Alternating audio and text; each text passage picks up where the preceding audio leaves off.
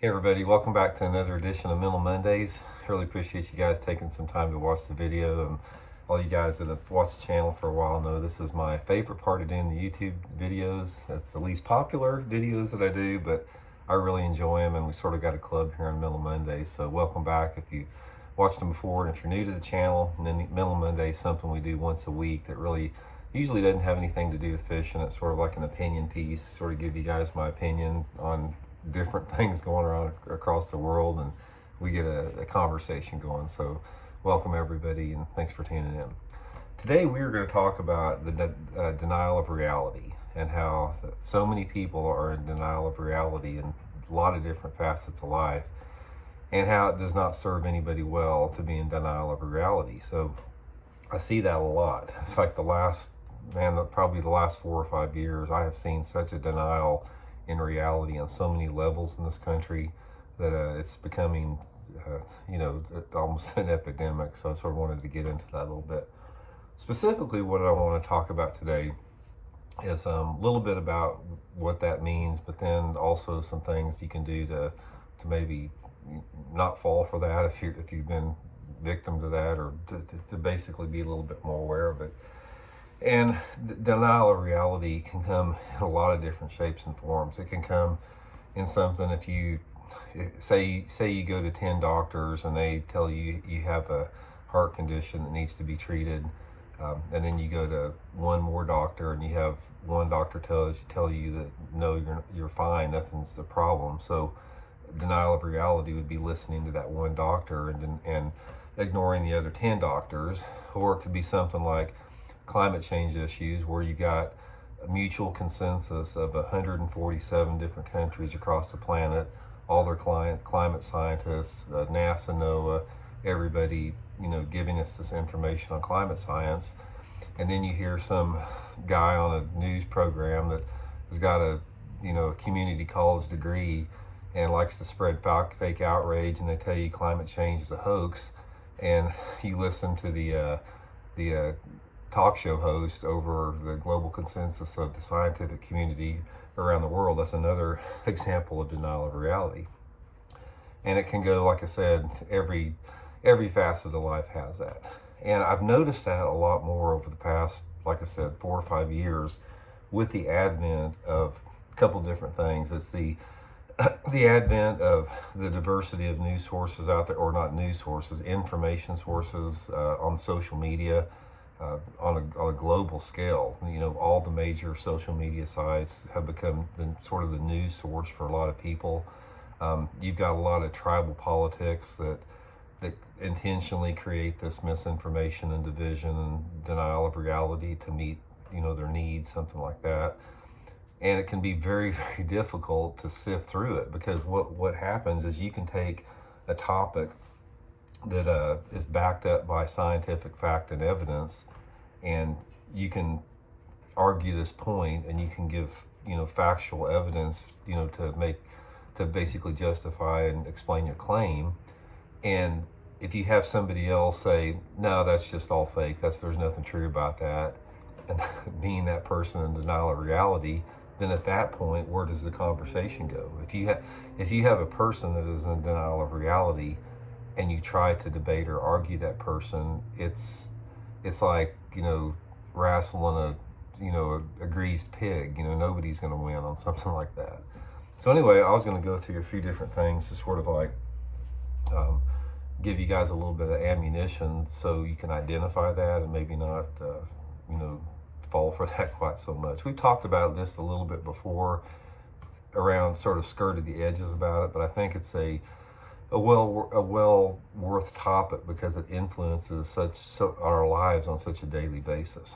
So I think the first thing to do that will enable you not to get into this denial of reality is, whenever you're getting some information excuse me, that forms your viewpoint or an opinion you have to investigate the source that you're getting that information from. And this is so critical, that you investigate the source with a critical mind, because all sources aren't equal, and those sources can have a lot of different agendas behind them. The agendas could be positive, the agendas could be negative with that. One of the ways that you investigate the sources is that you have got to get mutual supporting sources. In other words, let's say, for example, you get this one, bit of news, and you may or may not think it's true or something like that.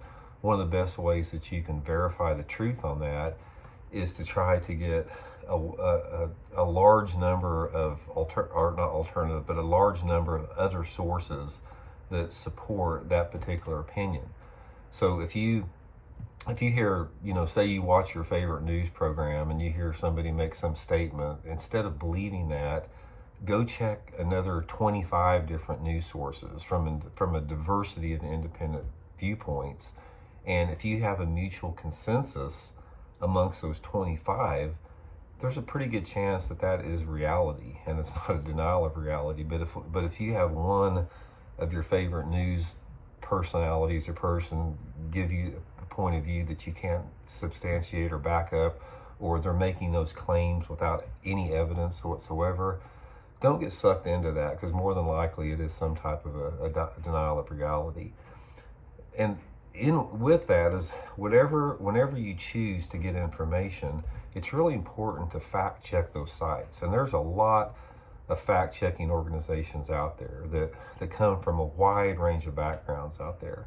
So don't be afraid to fact check any information that you get before you form that viewpoint of reality around that, because like I said, it does not serve anybody well to deny reality. And it may make you feel better, but in the bigger terms, that is not going to allow you to grow as a person and function at your optimal level in society if you live in a denial of reality. We talked about this before. There's more people than what you think that believe the earth is still flat. There's people that believe that there's governmental conspiracies that control our weather. There's all type of just ignorant conspiracy theories floating around out there that are not backed up by any type of peer-reviewed, mutual consensus, critical thinking skills behind them. And that's the last thing I'll talk about is you have to examine information with a critical mindset.